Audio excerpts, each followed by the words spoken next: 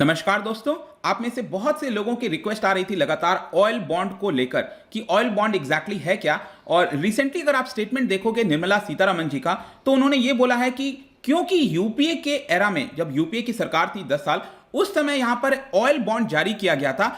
उसके बर्डन की वजह से एनडीए की जो गवर्नमेंट है इस समय, जो बीजेपी की इस समय सरकार है, वो यहां पर जो टैक्सेस लगता है फ्यूल के ऊपर, डीजल और पेट्रोल के ऊपर, जिसकी वजह से आज के डेट में वो 100 रुपए से भी ऊपर क्रॉस कर चुका है। तो ये टैक्सेस में कमी हम इसलिए नहीं ला पा रहे हैं क्योंकि यूपीए सरकार ने यहां पर बॉन्ड जारी किया था। तो आज मैं आपके जो सारे डाउट्स हैं बॉन्ड से रिलेटेड, जो ऑयल बॉन्ड होता है वो एग्जैक्टली है क्या, क्यों आखिरकार सरकार ऐसा कह रही है और कितनी सच्चाई है इसमें, इसको भी थोड़ा सा एनालिसिस करने की हम कोशिश करेंगे। काफी कुछ जानने को है, चलिए आगे बढ़ते हैं। लेकिन उसके पहले अगर आप स्टडी आईक्यू को सपोर्ट करना चाहते हैं तो सिंपली आपको ज्वाइन का बटन क्लिक करना है। वहां पर जाकर आप हमें बहुत ही कम दाम पर हर महीने सपोर्ट कर सकते हैं। चलिए देखते हैं एग्जैक्टली हम इसकी चर्चा क्यों कर रहे हैं। बेसिकली कल या परसों की बात है, आई थिंक, यहां पर जो निर्मला सीतारमण जी हैं, उन्होंने यहां पर एक प्रेस कॉन्फ्रेंस के दौरान यह बोला कि यूपीए की सरकार ने अपने टाइम में ऑयल बॉन्ड जारी किया था। आप समझो, बॉन्ड का मतलब तो आई एम श्योर कि अभी तक समझ में आ गया होगा, मैंने बहुत सारे वीडियोस बनाए हैं। बॉन्ड क्या होता है? सपोज सरकार है, सरकार को पैसे की आवश्यकता है, क्योंकि यूजुअली आप देखते होंगे बजट वगैरह में सरकार एक्सपेंड ज्यादा करती है और जो उसका रेवेन्यू है वो कम होता है। तो सपोज यहां पर सरकार का एक्सपेंडिचर 1000 रुपए है, रेवेन्यू यहां पर 800 है, तो ये जो 200 रुपए की कमी है वो सरकार कहां से लाएगी? तो बहुत सारे माध्यम होते हैं। एक माध्यम होता है बॉन्ड जारी कर दो, तो यहां पर 200 रुपए का बॉन्ड जारी किया जाता है और बॉन्ड लोग खरीदते हैं और वो जो पैसा है लोग अपना सरकार को दे देते हैं। तो ये हर महीने या हर साल आप जो भी कह लो, यहां पर उनको इंटरेस्ट मिलता रहता है लोगों को। तो बेसिकली ये जो इंटरेस्ट है ये कौन पे करेगा? सरकार ही पे करेगी ना, क्योंकि सरकार एक प्रकार से लोन टाइप का ले रही है, आप यूं समझो, राइट। और एट द एंड मतलब कि अगर वो बॉन्ड 10 साल का है तो 10 साल के बाद वो जो प्रिंसिपल अमाउंट है ये 200 रुपए वो भी पे करना होगा। तो ये नॉर्मल बॉन्ड होता है, राइट। अब बॉन्ड क्या होता है ना कि अगर मान लो सपोज आप किसी स्पेसिफिक पर्पज के लिए खरीद रहे हो तो वो उसका नाम दे दिया जाता है। सपोज किसान के लिए, अगर सपोज सरकार कहती है कि हम 1000 करोड़ रुपए किसान के ऊपर खर्च करना चाहते हैं, उसके लिए सरकार एक अलग से बॉन्ड जारी कर देगी, तो वो बॉन्ड यूजुअली कहला जाएगा फार्मर्स बॉन्ड या किसान बॉन्ड, ठीक है। वैसे ही ऑयल के लिए यहां पर सरकार ने कुछ बॉन्ड जारी कर दिया था,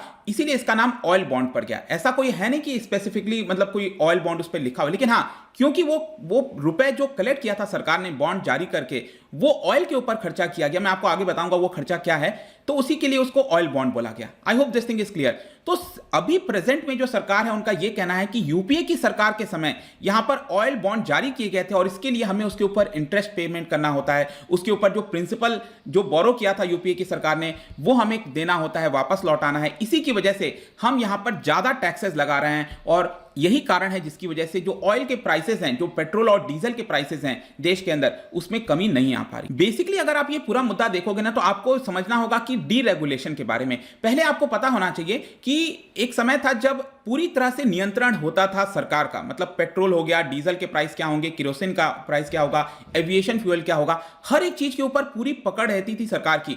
ना तो उससे ज्यादा हो सकता है ना कम हो सकता है। अब जाहिर सी बात है जो कंपनीज वो पेट्रोल डीजल बेच रही हैं, अगर उनको लॉस होगा तो वो पैसा कौन देगा? वो तो सरकार को देना पड़ेगा ना। अगर सपोज यहां पर पेट्रोल का प्राइस 80 रुपए है, ठीक है, लेकिन सरकार कह रही है कि नहीं, आप सिर्फ 70 रुपए में इसको मार्केट में बेचो, तो हर लीटर के ऊपर ये जो 10 रुपए का घाटा है कंपनी के ऊपर, ये 10 रुपए का घाटा कौन पे करेगा? ये तो अल्टीमेटली सरकार को पे करना होगा ना, क्योंकि सरकार ने कहा है ऑयल कंपनीज को कि आप ये 70 रुपए में बेचो, राइट। तो ये जो 10 रुपए है ये आएगा कहां से? आ रहा है समझ में? तो ये वाला जो 10 रुपए है, पहले क्या होता था कि सरकार डायरेक्टली पे कर देती थी, लेकिन यूपीए के टाइम में कुछ ऐसा हुआ, सरकार ने कहा कि जो हम बजट निकालते हैं हम उसमें से पेमेंट नहीं करेंगे, ये वाला जो डिफरेंस है वो हम बेसिकली क्या करेंगे कि ऑयल बॉन्ड जारी कर देंगे। मतलब कि सरकार यहां से लोगों से पैसा कलेक्ट कर रही है बॉन्ड जारी करके, और वो पैसा जो है ऑयल कंपनीज को दिया जा रहा है। आई होप अब आपको चीजें क्लियर हो गई होंगी कि ये ऑयल बॉन्ड है क्या एग्जैक्टली, ठीक है।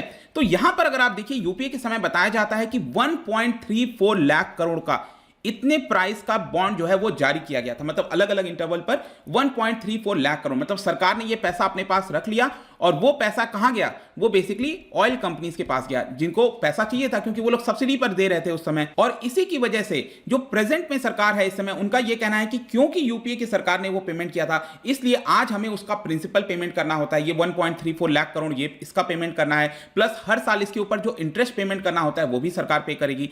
और ये रीजन दिया जा रहा है सरकार के द्वारा। आप देख सकते हो जो फाइनेंस मिनिस्टर है उन्होंने अपने प्रेस कॉन्फ्रेंस में यही बोला, look at there trickery. Basically वो क्रिटिसाइज कर रही थी यूपीए को कि उन्होंने ऐसा ऐसा किया था, हम ऐसा नहीं करते हैं, ऐसा उनका ये कहना था। और साथ ही साथ उनका ये कहना है कि यहां पर हर साल करीब 1 लाख करोड़ का जो प्रिंसिपल अमाउंट है वो हमें पेमेंट करना पड़ेगा। मैंने आपको बताया ना कि टोटल यहां पर 1.34 लाख करोड़ का इशू किया गया था। तो सरकार इस समय ये कह रही है कि हमें ये अमाउंट पे करना है। हर साल हम 9,000 करोड़ रुपए इंटरेस्ट पेमेंट कर रहे हैं, ठीक है। वो जो बॉन्ड लिया था यूपी की सरकार ने, उस पर 9,000 करोड़ हर साल हमें इंटरेस्ट पेमेंट करना पड़ता है। और ये जो बर्डन है, इसी को देखते हुए हम यहां पर जो है टैक्सेस ज़्यादा लगा रहे हैं। और अगर ऐसा नहीं होता तो हम टैक्सेस कम कर देते और प्राइसेस पेट्रोल डीजल के कम हो जाते। देखो, ये अभी आप इसको ध्यान में रखना, मैं आपको एंड में बताऊंगा कि इसमें क्या सच्चाई है, क्या गलत है, जो भी है मैं आपको आगे बताऊंगा। लेकिन डीरेगुलेशन आपको थोड़ा सा मैं बता दूं कि पहले मैं आपको बोल रहा था कि सब कुछ सरकार के कंट्रोल में होता था, धीरे धीरे सरकार ने उसको डीरेगुलेट कर दिया,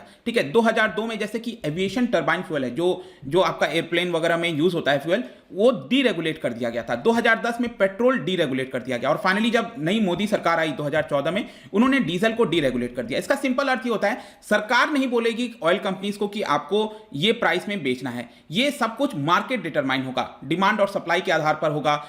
जो क्रूड ऑयल का प्राइस है इंटरनेशनली वो क्या है उसके आधार पर तय होगा। तो ओवरऑल इसके आधार पर तय होगा, अब सरकार तय नहीं करेगी। तो जाहिर सी बात है, इसमें होना क्या चाहिए कि जब इंटरनेशनली क्रूड ऑयल प्राइस ऊपर जाएंगे तो जो कंज्यूमर्स हैं भारत के अंदर पेट्रोल डीजल के, उनको भी प्राइस ज्यादा पेमेंट करना होगा। और जब क्रूड ऑयल के प्राइस नीचे जाएंगे तो हमारे लिए भी तो प्राइस कम होना चाहिए। लेकिन हुआ क्या एक्चुअली कि जब प्राइसेस ऊपर जा रहे थे तब तो हमने ज्यादा पेमेंट किया पेट्रोल डीजल के, चलो ठीक है। लेकिन पिछले साल आपने देखा होगा $20 तक क्रूड ऑयल के प्राइस आ गया था। इतना नीचे होने के बावजूद भी हमारा जो प्राइसेस है पेट्रोल डीजल का वो लगभग उतना ही था जितना हम पेमेंट कर रहे थे, 60, 70, 80 रुपए उस समय जो भी है वो उतना ही चल रहा था। और वापस से जब पेट्रोल डीजल के प्राइस, जब ऑयल के प्राइस बढ़ गए तो पेट्रोल डीजल के प्राइस आज के डेट में आप देखिए 100 रुपए को भी क्रॉस कर गया है। तो इसका लॉस जो है बेसिकली कंज्यूमर्स को हुआ है और ज्यादातर जो बेनिफिट है वो सरकार को हुआ है। क्यों? क्योंकि सरकार लगातार जो टैक्सेस हैं वो बढ़ाते गई। इसके ऊपर सरकार ने टैक्सेस कम नहीं किया। अगर क्रूड ऑयल के प्राइस नीचे जा रहे थे,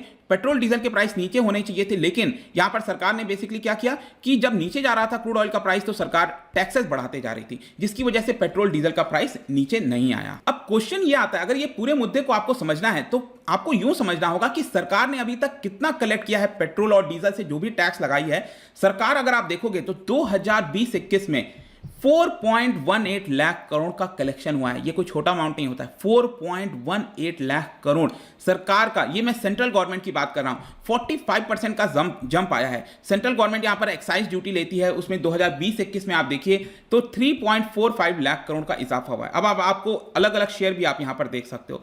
या आप देख पाएंगे कि 2016-17 से सेंट्रल गवर्नमेंट के पास कितना, हाँ ये भी ध्यान रखना है कि सिर्फ सेंट्रल गवर्नमेंट के पास नहीं आता है यहां पर पैसा, स्टेट गवर्नमेंट भी बहुत सारा टैक्स लगाती है। तो आप क्लियरली देखोगे सेंट्रल गवर्नमेंट के पास कितना आया, स्टेट गवर्नमेंट के पास कितना आया। आप लेटेस्ट आंकड़ा देखिए 2020-21 का 4 लाख करोड़ से भी ज्यादा सेंट्रल गवर्नमेंट के पास आता है और स्टेट गवर्नमेंट के पास 2 लाख करोड़ से भी ज्यादा आता है। हाँ, एक और चीज ध्यान रखना है कि सेंट्रल गवर्नमेंट के पास जो भी ये 4 लाख करोड़ आ रहा है, इसमें से 41% जो है आप कह सकते हो ये जाएगा आपका स्टेट के शेयर के पास। जो फाइनेंस कमीशन होती है उन्होंने जो बोला है ना कि सेंटर का जो रेवेन्यू है उसको शेयर करना होता है स्टेट के साथ, तो इसका 41% स्टेट के पास ही अल्टीमेटली चला जाएगा। तो दोनों के पास ही आता है, ऐसा नहीं है कि सिर्फ सेंट्रल गवर्नमेंट यहां पर टैक्स लगा रही है, दोनों लगा रहे हैं। और आज के डेट में पेट्रोल डीजल का प्राइस आप देखो तो 50% से ज्यादा जो हम पेमेंट करते हैं वो टैक्सेस पे करते हैं। अगर 100 रुपए यहां पर प्राइस है पेट्रोल का तो 55 रुपए आप यूं समझिए कि टैक्स हम दे रहे हैं और 45 रुपए ही एक्चुअल प्राइस है उसका, ठीक है। तो ये सिनेरियो देखने को मिलता है। तो एक और यहां पर क्वेश्चन आता है कि ये हमने समझ लिया कि सरकार को रेवेन्यू कितना हुआ टैक्स लगाने से, तो यहां पर सरकार ने ऑयल बॉन्ड के ऊपर कितना प्रिंसिपल पेमेंट किया है और कितना इंटरेस्ट पेमेंट किया। अगर हम ये जान लेंगे तो आपको समझ में आ जाएगा पूरा चक्कर चल क्या रहा है। तो इस समय अगर आप देखो लास्ट 7 ईयर्स में, पिछले 7 वर्षों में सरकार ने कितना यहां पर पेमेंट किया है ऑयल बॉन्ड से रिलेटेड, ये पेमेंट किया गया है करीब 70,000 करोड़ के आसपास। आ रहा है समझ में? 70,000 करोड़ रुपए सरकार ने पिछले 7 वर्ष में, एक साल की बात नहीं कर रहा हूं, 7 वर्ष में यहां पर पेमेंट किए हैं। और प्रिंसिपल की हम बात करें, प्रिंसिपल मैंने आपको कितना बताया कि यहां पर ऑयल बॉन्ड कितना जारी किया गया था, 1.34 लाख करोड़ का।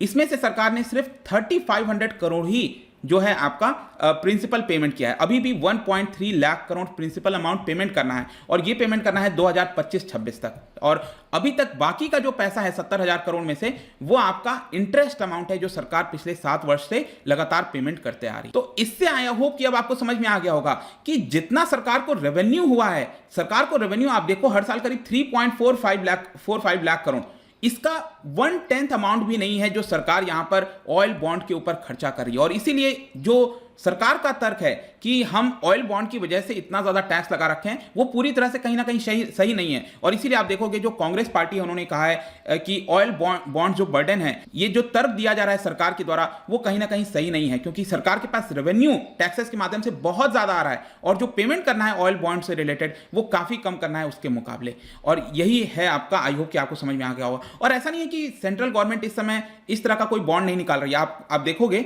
जो पब्लिक सेक्टर बैंक्स हैं, एसबीआई हो गया, पंजाब एंड सिंध बैंक हो गए, उनके लिए भी कुछ वैसा ही बॉन्ड निकाला जा रहा है जिसको बोला जा रहा है रिकैपिटलाइजेशन बॉन्ड्स। ऑलरेडी सरकार ने 3 लाख करोड़ से ज्यादा ये बॉन्ड जारी किए हैं और इसका पेमेंट सरकार को करना होगा 2028 से 35 के बीच में। अब 2028 में कौन सी सरकार होगी सेंटर में, 2035 में कौन सी सरकार होगी, वो तो समय बताएगा, लेकिन अल्टीमेटली वो बर्डन तो उसी सरकार पर आएगा। तो हर एक सरकार इस तरह के कुछ ना कुछ आप देखोगे तो बॉन्ड्स वगैरह जारी करती है। तो आई होप कि अब आपको समझ में आ गया होगा। मैंने जो भी फैक्ट्स था वो आपके सामने रख दिया है। जो कंक्लूजन आपको निकालना है वो आप निकाल सकते हो। जाने से पहले एक इंटरेस्टिंग क्वेश्चन आपके लिए मैं लेकर आया हूं। आपको बताना है कि पब्लिक सेक्टर का सबसे बड़ा ऑयल रिफाइनरी कहां पर है। देखो, सबसे बड़ा अगर आप देखोगे विश्व का, तो जामनगर में जो रिलायंस वाला है वो तो एक प्राइवेट हो गया। मैं पब्लिक सेक्टर की बात कर रहा हूं, जो इंडियन ऑयल कॉर्पोरेशन है, बीपीसीएल है, इनमें से किसी का सबसे बड़ा अगर कोई रिफाइनरी है वो कहां पर है, ये आपको बताना है। इसका जो राइट आंसर है आपको पता ही है, मेरे इंस्टाग्राम पर तो मिलेगा ही। वहां पर अगर आप नहीं हो कोई बात नहीं, टेलीग्राम से भी ले सकते हैं इसका सही उत्तर। मैं कई सारे एमसीक्यूज यहां पर डालता रहता हूं, स्टोरीज के फॉर्म में आप जाकर प्ले कर सकते हो। बाकी अगर आपको पीडीएफ चाहिए तो टेलीग्राम पर आइए, अलग अलग सोशल मीडिया पर भी आप उनसे जुड़ सकते हैं। प्लस अगर आप यूपीएससी की तैयारी कर रहे हैं, किसी भी स्टेट एग्जाम की प्रिपरेशन कर रहे हैं, सिंपली आपको ऐप डाउनलोड करना है। वहां से जाकर बहुत ही कम दाम पर आप हमारे कोर्सेज खरीद पाएंगे। आई होप कि ये वीडियो आपको पसंद आया होगा। मिलता हूं आपसे next time. Till then, thank you very much. See you soon.